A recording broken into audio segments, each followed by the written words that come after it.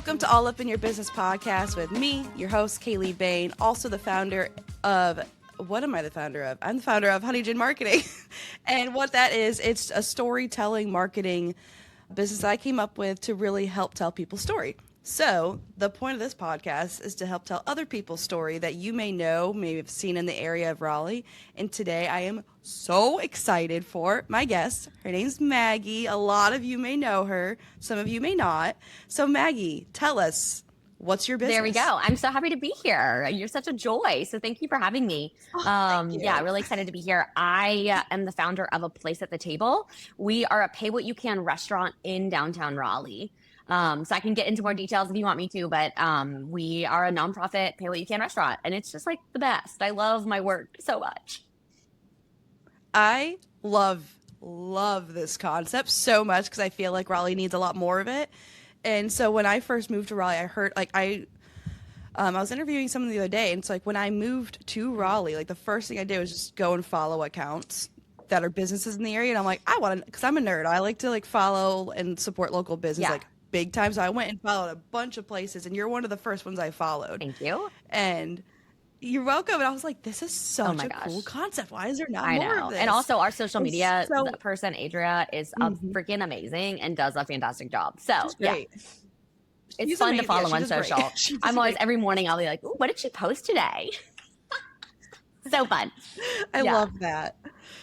And so before we get into like more of what your business is, I guess tell us a little bit of your journey, kind of like where you started with the idea of even wanting to do this, and kind of like maybe if your upbringing has something to do with it, just bring us like through the timeline of like where this idea like originated and what made it happen. Kid Maggie, grew up with my mom, twin sister, older brother. So thankful, have a fantastic family, really, really lucky. We grew up volunteering a lot. Like I saw in that world, I saw that world, and truly, like, short story is I saw and always wondered, like, when we'd be volunteering somewhere, why am I on like the privileged side of the line, literally? Why am I on this side that's like helping or serving or whatever that language is? And I just always wondered that, and I just thought it wasn't fair, honestly. As I got older, I went many different places, was lucky to do some traveling, and thought I would be working for a mission-driven organization or working for the embassy. Like I was applying for jobs there too, in an embassy abroad. And I found a speaker at an event. I went to NC State, found a speaker at an event, like went to this like social justice event. And the speaker was talking about a day shelter that he was opening in Raleigh. And I just knew, like, I felt this tug, I have to get involved. So I went and got involved in this day shelter, started volunteering. And a day shelter is a place for people who are experiencing homelessness or extreme poverty to be in the day, to have a place to get a cup of coffee, to do laundry, and like, again, just have some respite, have a place to be.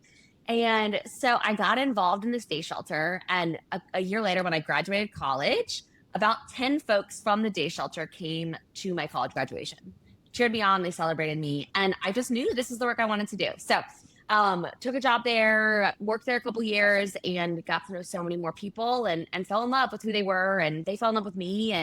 And fast forward, 4 years later, we opened A Place at the Table. There's a lot more in that. Again, I can go into that detail. Again, just really like full transparency, just like thought that I really wanted to create a place where my two worlds could come together, where the folks I was friends with from college and other places and clubs I was in could be in relationship and in community with folks that were at the day shelter. And I had not seen a place where everyone could come together in dignity and have choice and be seen. And so started working on it, started researching too, found the Pay What You Can system, found that it exists across the country, and said, okay, if other places could do this, then we can too. And we opened in January of 2018, and we have not looked back. I love that. And so you said you can go a little bit more into the detail of doing it. So kind of like, can you touch on that a little bit? Because I think this is so intriguing. Sure. Yeah. I mean, I had no idea what I was doing. Let's be clear here. I had none of us really do still the start. And also still to this day, like we're all just making it up as we go along. Like everyone needs to nod their heads and say yes, they agree, because it's true. Every day I'm like, oh, I didn't know how to do that. So I was running this day shelter, and I again, just like saw that I wanted to spend more time with people. And so I would go and eat with folks because I really believe that food is that one thing that we all have in common. We all have to eat. And I'm pretty sure most of us love to eat. I at least do. Like I'm literally always thinking of what my next meal is. And so I would go out to eat with folks, and we ended up at the soup kitchen a lot. So Raleigh has a fantastic soup kitchen. They feed 300 people every Monday through Friday. And then on the weekend, Oak City Cares picks up the rest, but have this fantastic soup kitchen. And we would like get in line. We would hand a plate. We have to eat really quickly because they're trying to move people in and out. And so like, frankly, I was like, oh, this is not long enough with folks. I want to get to know people more. And so I started taking folks out for meals, and I saw that they wanted to go to places like Golden Corral or K&W, RIP. K&W is now gone. But I asked several of them, but specifically my friend John, changed my life forever. I asked him, I said, why have you chosen Golden Corral for like the second or third time?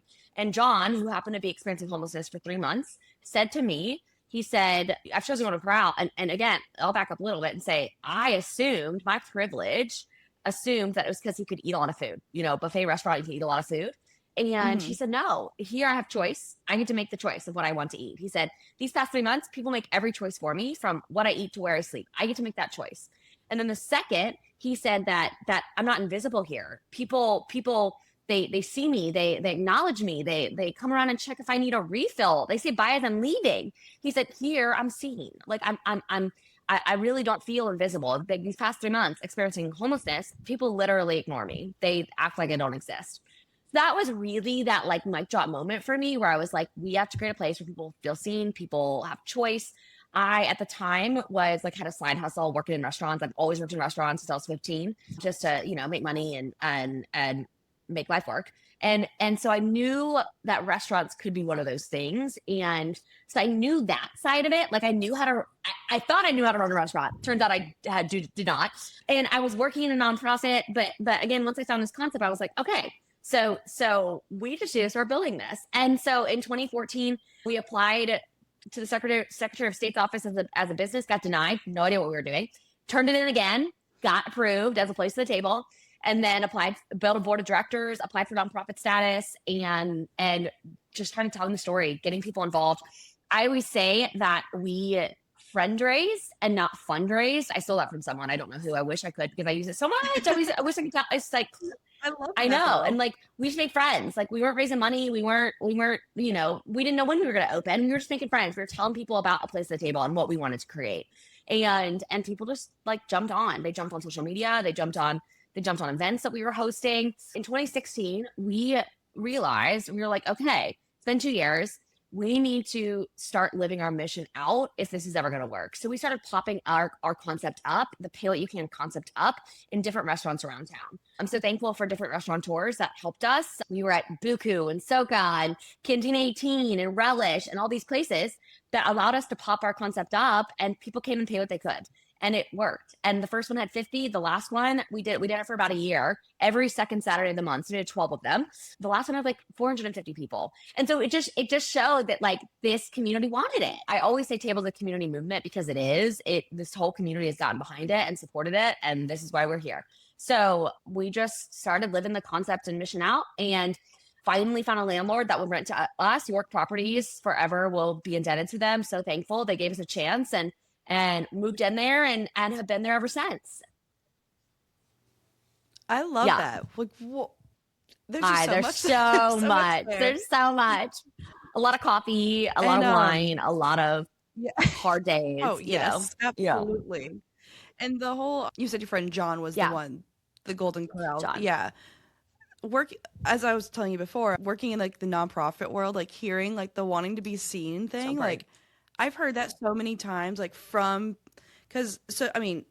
Realtor Giving Network that we work with. What was it? We go to the Women's Center, we go to CASA, we go to the Caring Place houses, and we set up. Yep. And it's like going to those places and seeing those things. It's like, oh my God, like, yeah, like of course you want to be seen. Like I get it. And it's just like a very eye-opening thing, because like us coming from a more like privileged, kind of For life. It's sure. just kind of like, wow, it's just very eye It opening. is. And it matters. Like being seen is everything. I think at a place at the table, we say we're fighting food insecurity and we're feeding a lot of people because we are. We feed 150 to 200 people a day, a meal that like to someone that needs it. Like, and it's awesome. We are feeding people. But what we really say is like we are building community and we're fighting community insecurity, making people feel seen, making them feel like they belong, giving them a place. And I think that, like, I would beg to say that matters even more. I feel so lucky that every single time I walk into a place at table, someone greets me, they acknowledge me, they ask if I've been there before, they ask if how I'm doing. And it matters. We wear name tags because we want to be able to call people by name because it's important being called by name. And so yes, we're fighting food insecurity, but the community insecurity is a big thing. And we all need people in our lives. We all need support. We all need love and belonging. And so it to your point, like it really does matter being seen. And so going off of that, because I've talked to a lot of people that have volunteered there also. Thanks. And someone I work with pretty often, he says his son, who's like 17 or 18 maybe now, but like helps drive the truck. Oh my God, I love that. Apparently he's been there for like 6 years, and like this kid's done it since like he was like Love that. teeny tiny. But like as soon as he was able to volunteer, he got his son into Love it. that. And apparently his son like loves it's changed his life and how he views things as like the new generation coming in. Are you talking about it's Ethan? so cool. Okay. Maybe is his dad? Yeah. Name? Oh my God. Yeah, that's it. I love Ethan so much. Like he's such a good soul. Like I have so much hope for the next generation because of the Ethans of the world. And we have because of the Ethan. I mean, truly, he's like, I can't wait for his future. He's gonna do really big things. And but it's true. Like we love our young people. We have a really good community of young people that get to know each other. And it's funny, they've like gone to prom together. They've gone to, they've just done different things, and they all come from different backgrounds and walks of life. And I think that's the cool thing about tables. So you asked about volunteering, and volunteering is folks can volunteer for their meal at any point. Folks can sign up online. Folks can have a weekly shift with us. And there's no hierarchy. Everyone's doing the same thing. And so people are just coming together, doing dishes together, running food, just chatting and getting to know each other. And you don't know who is volunteering for their meal and who signed up and is paying for their meal if they want one. So volunteering, we're fortunate. Like volunteering is one of those things that opens your eyes to the bigger community. Yeah. And I don't know what the school systems do now, but I think having at least like juniors and seniors, like, cause I think like legally they're allowed to do it better, but, just like having them do shifts like that at like any kind of I think that should be like a requirement. Like everyone should do some kind of volunteering in any kind of nonprofit like this, because it's very eye opening. I agree. Thanks for sharing that. That's sweet. It means a lot. Yeah, of course. Okay, so then going off all of this, what is a hard lesson you've learned along the way? How long do you have? I know there's a million I was going to say, them. how long do you have? Hard lesson. Oh my gosh, so many. I have learned a lot of lessons. I think, and I still do. Every single day I learn a lesson. I think, which one would I say? I mean, I think in general, what I realized is like the biggest lesson is hire people that are better than you. Like I mean, truly, I have the most fantastic team, and there is no one better. Without a doubt, like no one better. I've really learned how to be a leader in this organization. I didn't know what I was doing, and I failed. I failed a lot. Like I wasn't the kindest. I wasn't the best. We didn't pay people equitably. Like we started off and we people burnt out really quickly. And over the years, I've just really learned, like you hire people that are better than you, you pay them well, and you get out of the way. And so I think that truly has been one of the biggest lessons I have learned is just like how to be a leader and how to hire well. And so I like recommend people like do that, take the time to learn how to do that, take the time how to be a leader, take the time to invest in your leadership team and in your leaders, because you can't do what you're doing, whether it be mission driven, whether it be corporate, whatever it is, you can't do what you're doing without really great people who are better than you and smarter than you and get out of their way. That's yeah. Like yes, yes, and yes.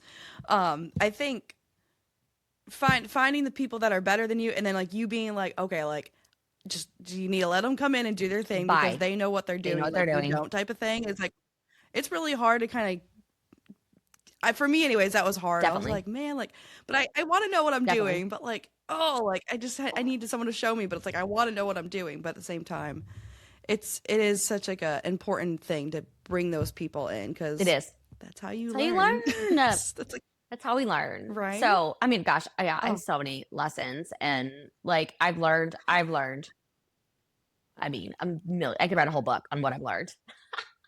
I had zero yeah. idea what I was doing, let me just say.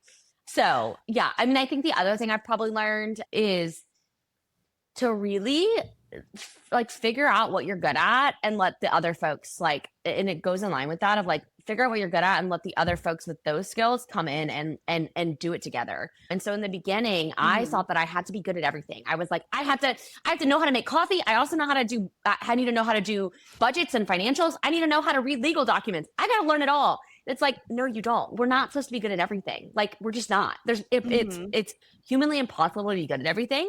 And so like let other people come alongside you. It's people want to, and don't be afraid to ask. And so we slowly started adding. We added someone who would open restaurants before. We added someone who'd open nonprofits. We added a lawyer. We added an accountant. We added all these people to our team and said, okay, let's do it together. And boy, was it a lot better that way. Yeah. Teamwork is great. Yeah. And so tell me a little bit about how did the Kelly Clarkson Ooh, show happen? Kelly, my girl Kelly. I'm like I saw this I was like, "Oh my god, what?" I love her. She's fantastic. I wish I could see her again this year. She really is a good soul and salt of the earth, good person. It was so fun. I think that we haven't really solidified this, but I'm pretty sure my guy Kyle at 101.5, who's amazing. If you're not listening to 101.5, you gotta listen. And so to the morning show. And they are great, but I think they nominated us, and so we went up together, me and Kyle. We had such a blast on the show, and they were looking for really unique, cool causes that that cared about community and cared about feeding people. And so we like won the award of like the good neighbor of the month. And then fast Mhm. forward, we were in the running for the good neighbor of the year. So we went up again, and then we won. So we went up again. It was like wild. It was so wild, and it was so fun. And it was just really cool to share with everyone about what the work we were doing. And Kelly was so awesome and wonderful, and her team was fantastic. And what I'll say too is one of the best things that came out of that is that more people found out about us, and more people locally came. Two things: more people locally came and ate with us. They're like, we didn't know you existed, and hey, we needed this meal, and this really helped us. And then two, people from around the country called us and said, we want to do this too. And so I get emails all the time of like from like reruns of Kelly, and they're like, I saw this, and like, can we do this in Indiana? So it's fun to be able to share what we are doing with other communities too that could do this as well. So do you think there's like a franchise opportunity No, or absolutely not. you're just helping other people just okay, cool. So you're Yeah. just like helping people Yeah. figure it There's out. an organization called the Love One that. World Everybody Eats Foundation that is a network of cafes. So there's no like, we don't share money, we don't share anything, but we just share resources, and we share, hey, what's working, what's not working. Right now there's about 10 pay Mhm. what you can restaurants that are in this network. I know that there's more, but they're in places that I'm not sure of. And so I'll get them plugged into this network, and then we'll spend hours on Zoom, however often folks want to. We believe that a place at table works in downtown Raleigh because of this community. It won't work anywhere else. Mhm. It is a community movement, as I said earlier. It's not going to work anywhere else. But what we do know is we went through 4 years of building this thing, and we can use all those resources that we gathered over the years, and we can share it with other people. And so we have a mentor cafe in Boone, North Carolina, which is Farm Cafe, feed all regardless of means. If you have not been, it is the best. They've been open 12 years. And so they helped share all their stuff with us. And so what's cool is like we get to like pay it forward literally and say, hey, this is what works in Raleigh, and then this is what works in Boone. We're very different cafes, but let's build what works in your town. And so we had a group from Indiana literally come Thursday and Friday of last week and volunteer with us, sit down with us. We went through everything. We have a monthly Zoom planned. Like, So it's cool. It's cool to be a witness to other places doing this work. That's so cool. That's just like so cool. And I'm going to Blowing Rock this coming weekend, and so I'm like, ooh, like I just like took a little note of what it Farm was Cafe. called, They're not open on the weekends, so if you're there on Friday or Monday, they're only open for lunch Monday through Friday. So, but if you can go. And what's cool is like we'll do Zooms together with people that want to start cafes, and we'll talk about how different we are. And it's like it really does.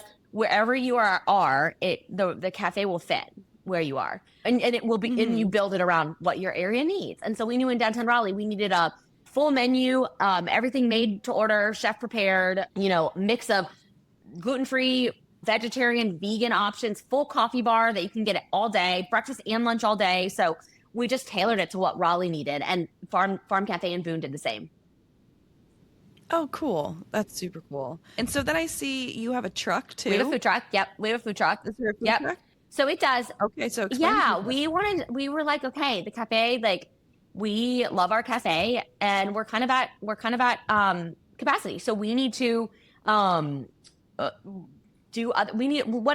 more can we do? So the truck goes out and does different events, and mostly what we figured out is we're doing like corporate paid events. So events where they can feed a ton of people and be quick.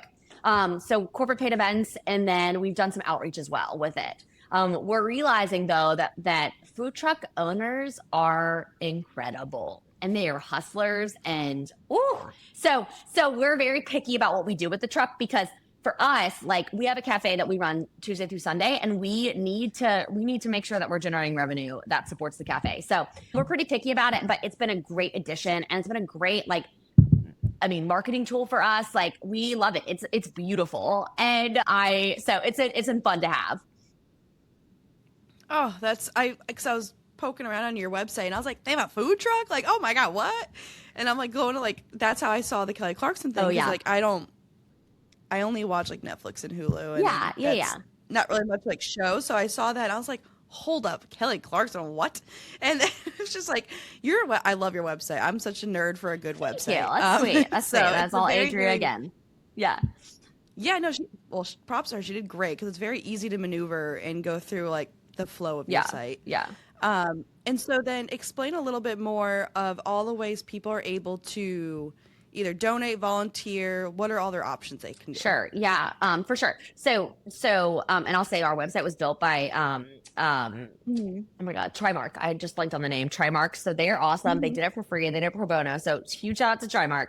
And then Adria like rocks and rolls it every day, which is awesome. So yes, come and eat with us. That's number one. We want you to come eat with us. Come eat with us. We're always looking to build our community. So come meet with us. It's easy to eat with us. It's quick. You can even online order if you want to.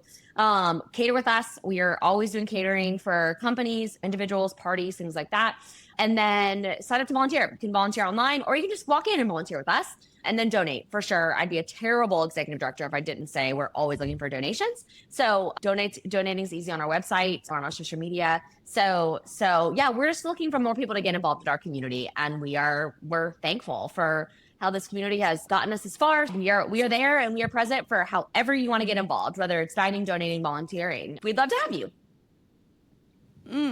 I love options. I love so many options. I can never make a decision, but I love having options because it's like if one thing doesn't work, you need to make it work for somebody. So I love having all those options. Okay, as we wrap up, what is a piece of advice you'd give someone either wanting to start a business, getting to the nonprofit? What's kind of like your key piece of advice? I love that. Probably a lot of pieces of advice. I mean, people gave me so much advice. What I've learned though along the way, and I touched on this earlier, but I would say like, I think my number one is bring people alongside you. I think that a lot of entrepreneurs or people starting businesses think that like entrepreneurship means like you do it by yourself. And that's not true. It is so much better when you have people alongside you that are, cheering you on, but also like in it with you, and they're passionate about it too. I think, like I said earlier, finding folks that have the different skills that you don't have, it just makes it makes the process so much easier, but then it also makes like your life so much like purposeful and better. And so just find people that get it and will come alongside you and have those skills that you don't have. And I think that is super important in any business you're starting. I think for me, entrepreneurship is community, and the best businesses are built on the community's back. And so like if this model is not supposed to work and it works. So I think like my biggest piece of advice is to build community and center yourself around people that care and care about them. It does matter. Your life will be more purposeful and your business will be more successful. And I firmly believe that. That's one thing I love about Raleigh is like, Great. Everyone asks me like, oh, because moving from, New York to the beach to here, everyone's like, oh, like, do you like Raleigh though? Like it's a city. And I'm like, Raleigh's amazing. Like, Myrtle Beach doesn't have what we have and we don't have what they have, but like every city has its own thing. But I think Raleigh is like community. The community here is amazing. The local businesses, the local love, like all that, I'm obsessed with it. It's Raleigh's the best. Which is the whole point of this podcast. Yes, yes, it's so cool. Like I also feel that way about Raleigh is like, they are the coolest people doing the coolest things. Like I always say that like Raleigh, like people want to have each other's back. People want to support you. So like lean on them. Mm-hmm. Yeah, absolutely. And so is there anything big you're working on now or any like anything fun you're working on right now that you're like really pumped about? Love it. What you got Love going it. on now? I mean, we honestly are just looking to like sustain and stabilize. Like honestly, that's like sexy or fun, but we are just looking to like just work and build more community and invite more people in. So we're trying hard. We're working on more marketing plans and things like that will get new folks in the cafe. We just want to be a cafe that's here for years to come. And restaurants are really hard right now. Nonprofits are really hard right now. So you take the two and smash them together. It is hard. Yeah. So it's hard. So we've realized that like, we just honestly, we're in a place of like peace and rest, and let's just sustain and let's like do the work and love the work that we do. Absolutely. Where can people find you? Awesome. Anywhere. Physically, virtually. 300 West Hargett Street, right in downtown. TableRaleigh.org is our website. Table Raleigh is our Instagram and Facebook. So super easy, not hard. Table Raleigh on all the things. And then if you want to go donate or volunteer, also TableRaleigh.org, go there, talk to them. They'll hook you up. Come on, come see us. Any last things? Yeah, any last things? Just come see us, come meet with us. Like, be good to each other, love each other. This world is really hard right now, and we need each other. Absolutely, yes. That's the best way to end this. And thank you so much. You were so much fun to talk to. Oh my gosh, I feel like I know you. I know. Like you're stuck with me. We're friends now. We're now friends. I love this. I'm not mad about it at all. Same, ditto. Everyone leading up to today at my office I work at, everyone's like, "Oh my god, you're gonna love Maggie. You're gonna love Maggie. Maggie's just like you. You're just like Maggie. You guys are gonna love each other." That. I was like, I can't wait to meet her. We'll hang out sometime. Absolutely. I love good coffee. Yeah, I love good coffee. My second favorite coffee shop is Willow House. So if you have not been there, it's amazing. I've heard. Oh my god, it's amazing. Okay, I'm gonna put that on my Willow House. So we'll schedule some time to go get some coffee. Absolutely. Yeah. And so everyone who's listening, watching, however you're taking this all in, I appreciate you guys. This is such a special episode. As you guys know, I do a nonprofit once a month, and this one's really special because it's a nonprofit and a business. And Maggie's a genius. I'm not a genius. Everything she's doing. Nope. Remember, you hire good people who are geniuses. That's what you do. That's all you have to do, and then you get out of the way. Yeah. And that's smart. And that's so smart. So yeah, if you're taking anything away from today, go love people. Go help other people that need food. Go donate to Table Raleigh. Place at the table. Go donate. And then also help your neighbors. And just ask if people need help. And if you see someone struggling, obviously help them. But yeah, so thank you for everyone for tuning in today. As you know, go do the things like subscribe, rate, whatever it is that you got to do, go do it. All the things, just go do it. And I will see you next time.